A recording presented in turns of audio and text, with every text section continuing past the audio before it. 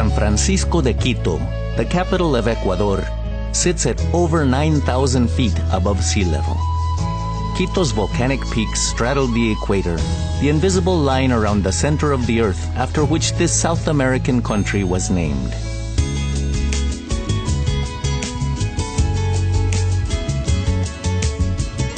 Located high in the Andes, on the bulge of the equatorial line, Quito is the closest national capital to the sun.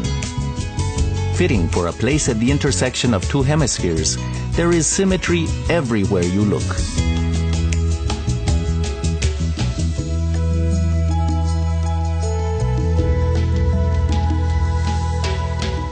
As a meeting point between two equal halves, Quito is all about balance.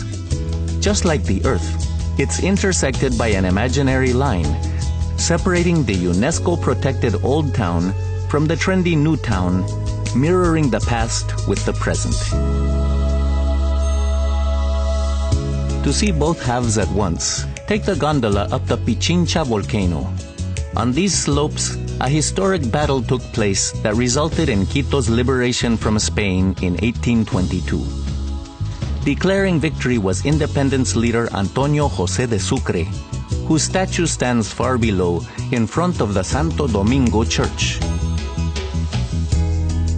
In the Metropolitan Cathedral, facing Independence Square, you can visit Sucre's tomb.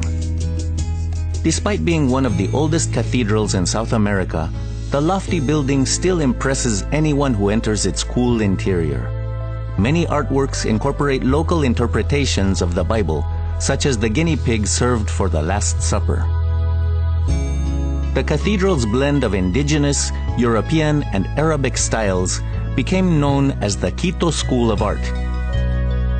And this style can also be found in the nearby Basilica de la Merced, which, among other historic treasures, has an impressive cloister library. Back on the Plaza de la Independencia, a soaring monument shows the national emblem, the condor, symbolically breaking the chains of oppression from Spain, the lion. This generous public space is also known as the Plaza Grande, and, as the civic heart of the city, houses the Municipal Palace and the Presidential Palace. In between stands the former Archbishop's Palace, now a cultural center and restaurant.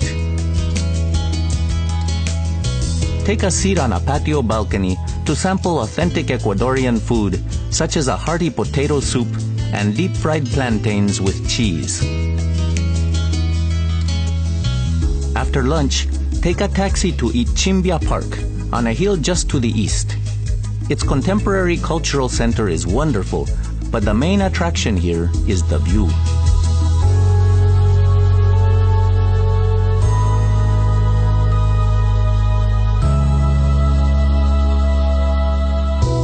Below, the Basilica of the National Vow offers a peaceful haven to everyone who steps inside.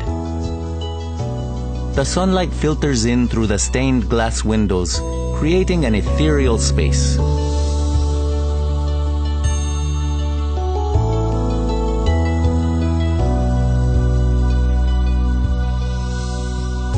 Walk across the cathedral's spine at roof level to climb its highest tower for unforgettable views of Panecillo Hill and its winged statue of Mary.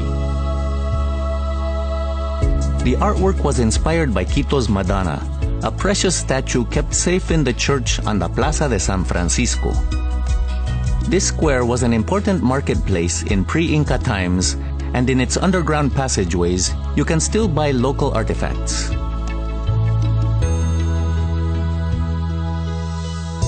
To lure the sun-worshipping locals to their churches, the Spanish depicted sun motifs on the ceilings, as is clearly visible in the Church of the Society of Jesus just to the south. With its dazzling interior and volcanic stone facade, this truly is one of the continent's finest.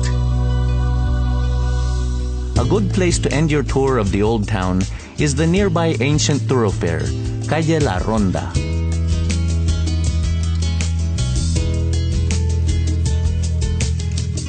Transport yourself back to the 21st century in Quito's New Town, known locally as La Mariscal.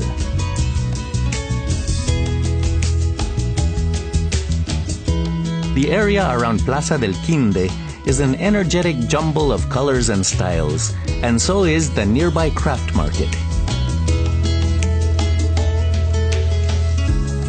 Nearby, the bohemian Guapulo neighborhood clings to the mountain slopes, providing a glimpse of what lies beyond. Just to the north, in the valley of Lulumbamba, you can stand in two hemispheres at the same time. The carved stone heads leading up to the Mitad del Mundo monument represent the French scientists who, almost 3 centuries ago, declared this to be the equator. Modern technology shows this is not the case, but it's still a popular attraction.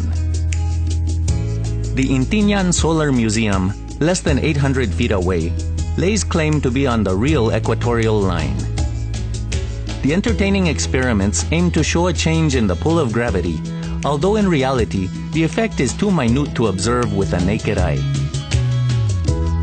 The shrunken head on display here, however, is anything but a trick. It's a war relic of the tribal Shuar people.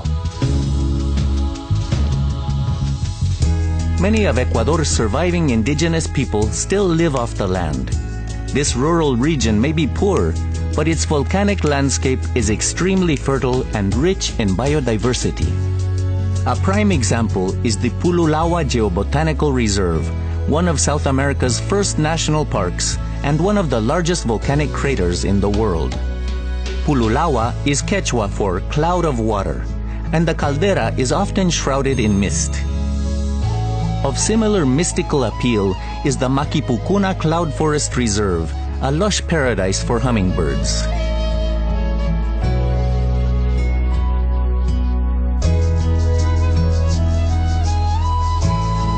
Some of these tiny birds have adapted to the high-altitude prairie of the nearby Cotopaxi National Park, finding nectar on the cliffs of its highly active volcano.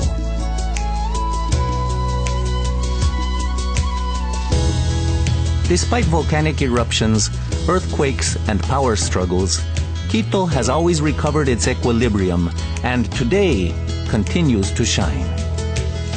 In order to create harmony, we don't always have to choose between tradition and progress or spirituality and science.